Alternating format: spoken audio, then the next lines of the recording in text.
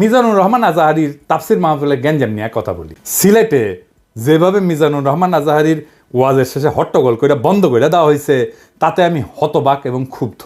শুনেন তার কথা, শুনেন শেষ দিকের কথা। এই জায়গাটাতে এরকম কেন হইলো? শুরুতে তো এটা ছিল না। এখন আইন শৃঙ্খলা বাহিনী তোমাদের সাথে লাঠি চার্জ করবে, ধাক্কাধাক্কি করবে, তোমরা আমার সাথে এটা হবে এরকম? তোমরা তো ব্যথা পাবা তো। বসো না, সবাই বসতে পারলে তোমাদের কি? বসো। এটা আমি এখন পরিকল্পিত কিছু হতে পারে এই ধারণাও করতে হবে আমাদের। লক্ষ লক্ষ মানুষ বসে আছে, তোমরা একটু শান্ত হবে না? হ্যাঁ, বসো। আর 2 মিনিট একটু কোঅপারেট করো। 2 মিনিট একটু কোঅপারেট করো। জি পুলিশ ভাইরা, হ্যাঁ আস্তে জি বসে যাবে। হ্যাঁ ঠিক আছে, 2 মিনিট।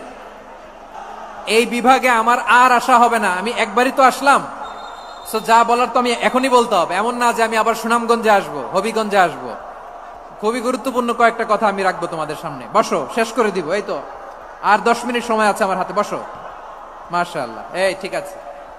আমি কলে এখানে এক বিশাল ষড়যন্ত্রের গন্ধ পাইতেছি। ঘটনা ছোট, রাজনৈতিক গুরুত্ব অপরিসীম।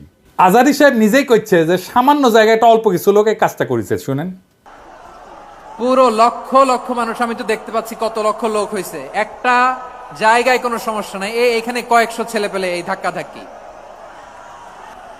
না নিজে শুনতে পারতেছো, না অন্যকে শুনতে দিচ্ছ, না আমাকে বলতে দিচ্ছ। কি করতেছো তোমরা? এগুলো কি করতেছো? আমি আজকে just as a gesture of goodwill, আমি নামটা কইলাম না কে করিছে, কয়া দিব কিন্তু কে করিছে এইটা।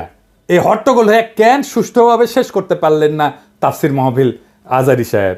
কারণ বিএনপি নেতারা প্রকাশ্যে বলিছে মাহফিলে আজারি সাহেব হেস্তনেস্ত শিকার হবে, এটা কইছে বিএনপি নেতা। সত্যি কথা, আমি ব্যানে করছি না। এই যে শুনেন, রহমান আজারি বক্তব্য রাখে বিএনপির বিপক্ষে, এত সাহস সে কোথায় পায়?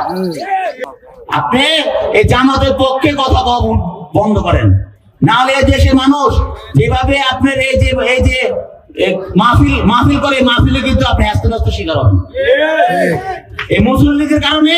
কারণ এই মুসল্লি কিন্তু বিএনপিকে পছন্দ করে, এই মুসল্লি কিন্তু অন্য সংগঠনকে পছন্দ করে।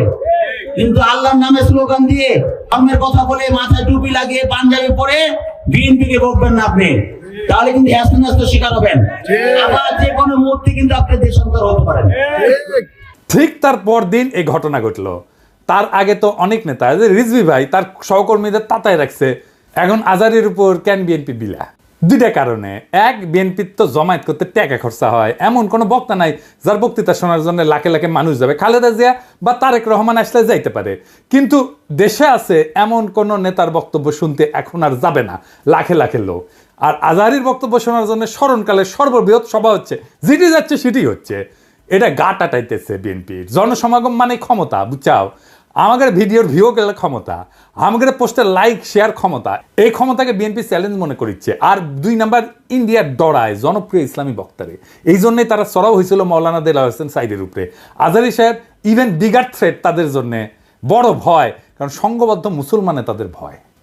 আজহারি জামাত করে না, তার বয়স কম, তার যুদ্ধাপরাধী বানাইতে পারবে না। চমৎকার কথা বলে, আধুনিক, মননশীল, অপূর্ব সুন্দর গলা আর চেহারা, মাশাআল্লাহ, ইংরেজি বলতে পারে ভালো। এইরকম একজন দায়ীকে কোনোভাবে টলারেট করবে ইন্ডিয়া? করবে না।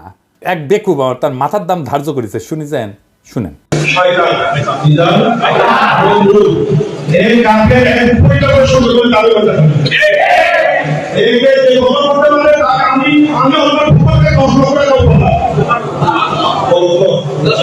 দেখেছেন তার জানের উপরে উঠে গেছে। পুলিশকে করছে ওই হারামজাদার এখনই ধরে প্যাকেট করেন, ওই যে কইছে 10 লাখ টাকা দিবে, ও প্যাকেট করেন। বিএনপি নেতারাও খুব অপমানজনক ভাবে কথা কইছে যে আজারি হুজুরের পিছে লাগিছে। দেখেন দুদু ভাই কয় আজার নাকি মাজার কি যেন আছে, দেখেন শুনেন। ওই যে কে যেন আজার নাকি মাজার একজন আছে। হ্যাঁ দুদু ভাই, আপনারা যে বিএনপির দুদু বলে এটা জানেন? হ্যাঁ, দুদু বুকের দুদু নাম বিকৃত করেন কে? বেদবি কুটি থেকে শিখেছেন? আপনার কর্মী আপনার কথা না শুনে আজারি হুজুরের কথা শুনবি? এটা জানেন না তো? কর্মীর সাথে তো যোগাযোগ নাই, জিজ্ঞেস করে দেখেন। আজারি হুজুরের নাম শুনলে কয়বার সালাম দেয় শুনেন, আর আপনার পিছে যে কি কয় শুনেন। নিজেরা বেশি হারকুলিস ভাবেন না, বুঝছেন? উঠলে দিন বাগে খেছে। আওয়ামী লীগ আমলে ওয়াজে আইসা আওয়ামী লীগ নেতারা চড়াও হইতো না, দেখেছেন না চড়াও হইতো না, এখন বিএনপি নেতারা চড়াও হচ্ছে। এই যে দেখেন, এটা আমার শহরে বগুড়ায় মাওলানা বজরুল রশিদ মিয়া, আমি কলে খুব পছন্দ করি, খুব চমৎকার একজন আলেম, কলে খুব সুন্দর ওয়াজ করেন, উনার উপরে চড়াও হয়েছে, মিজাজ খারাপ হয়ে গেছে দেখে। আর চড়াও হয়েছে কে? আওয়ামী লীগের পান্ডা মোহনের ভাই বিএনপির নেতা বাদশা, দুই ভাই দুই দল করে, এক ভাই আওয়ামী লীগ এক ভাই বিএনপি। ওর ভাই বগুড়া শহরের কোনো জমি বাকি রাখে না, এই যে মোহন দখল করেছে, এ দুই ভাই দল করে সিস্টেম কইরা এখন আরেক ভাই রাজত্ব চালাইতেছে বগুড়ায়। এরা আগা পাঁচতলা দুর্বৃত্ত ফ্যামিলি। শোনেন কি করিছে। কিসের বাসো ভাই, আমরা আমার দেশে থাকি না, আমরা দেশে থাকি না। হ্যাঁ ঠিক আছে। আপনি বলেন কেন যে আল্লাহ আকবার একবারই ছাড় দেয় না? আমাদের প্রত্যেকটা এই প্রোগ্রামে দেখো না, না এই জায়গাতে আমি কি বুঝতে পারছি, চাকরি শোনেন না না এখানে যে কোরআন শরীফ তেলাওয়াত হলো, একবারই দিছে আল্লাহ আকবার, হাম্মাম করতে আর দেয়নি, এটা ঠিক না। তার মানে দিছে তো না, তার মানে দেয়নি, দিছে তো, একবার দেখ 10 বার দেখ দিছে। আপনারা কোন আওয়ামী লীগের মধ্যে দিছে? আপনি তো বললেন একবারই দিছে আর দেয়নি, এটা তো ঠিক না। আমি একটু আমার প্রধান বক্তার সাথে বিহার করেছিলাম যে উনি বলতে চেয়েছিলেন যে একবারই হাম্মাম সাহেব বলছেন, এটা তারপর কি বলছেন আমি আসলে এই করি, যখন বলছে একবার বলেছেন আমি সেটাকে বিহার করেছি। আমরা ইসলাম কারো ব্যক্তিগত সম্পত্তি নয়, ইসলাম সকল মুসলমানের সম্পত্তি। কেউ যদি মনে করে এটা আমার ইসলাম আমার একাধিক আর করো না, এটা তো সঠিক না। যারা ক্ষমতার থাকতে যা করেনি, এরা ক্ষমতার যাওয়ার আগেই তার সাথে বেশি করতেছে। জোরে কোন কথা ঠিক কি না? রাধাবার সাথে আউট হয়ে গেছে। মাহফিলে যারা যাবেন, কোন রাজনৈতিক নেতা যদি আলেমের সাথে বেদবি করে না, একেবারে পায়দা ফেলাবেন, পারমিশন দিলাম, আমার নামে যেন কেস দেয়, আমি কয়ে দিছি। আর হুজুরেরা আপনাদের বলি, বেদবি নিয়েন না। আপনারা কোন আক্কেলে এই সমস্ত রাজনৈতিক দুর্বৃত্তদের ওয়াজের মঞ্চে আপনাদের পাশে বসতে দেন? ওদের সেই যোগ্যতা আছে আপনার পাশে বসার? পাবলিকে তো আপনার ওয়াজ শুনবার এসেছেন নাকি? ওই গুলো ক্ষমা দেখবার আসছে, তা তো আসে নাই। আমি দুঃখিত, মুখ খারাপ করলাম, হুজুর বেয়াদবি মাফ করে দিয়েন, কিন্তু এ তো মেজাজ খারাপ হয়ে যায়। তো আপনি কেন ওগ্রে পাশে বসান কেন? আপনার ওয়াজে জমায়েতের ফুটেজ খাবার আসে, ওই হারামজাদা নিজেরা দেখলে তো পাবলিক আসবে না, কথাও কবে পারে না। আপনার ওয়াজের জমায়েতের ফুটেজ খাবার আসে, এটি এসে সে দেখায় যে আমি মেলা বড় নেতা। এগুলোর পাত্তা দিবেন না, দাবরানি দিবেন, সাইজ হয়ে যাবে। ওয়াজের দিন তারিখ যেদিন ফাইনাল করবেন, ওই সময় কয়ে নেবেন মঞ্চে, যেন কোনো রাজনৈতিক নেতা না উঠে।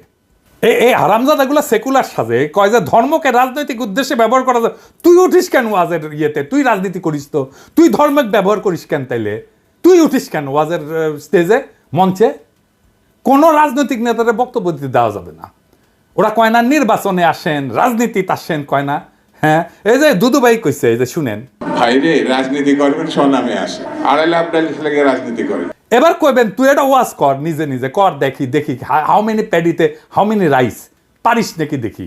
আগামীর বাংলাদেশে রাজনৈতিক দুর্বৃত্তদের ঠাঁই নাই। হাজারো ছাত্র জনতা এমনি এমনি তাদের জীবন দেয় নাই। আমরা নতুন রাজনীতি চাই, আমরা নতুন কণ্ঠস্বর চাই, আমরা ফ্রেশ জিনিস চাই, সেকেন্ড হ্যান্ড মাল না। ইনকিলাব জিন্দাবাদ।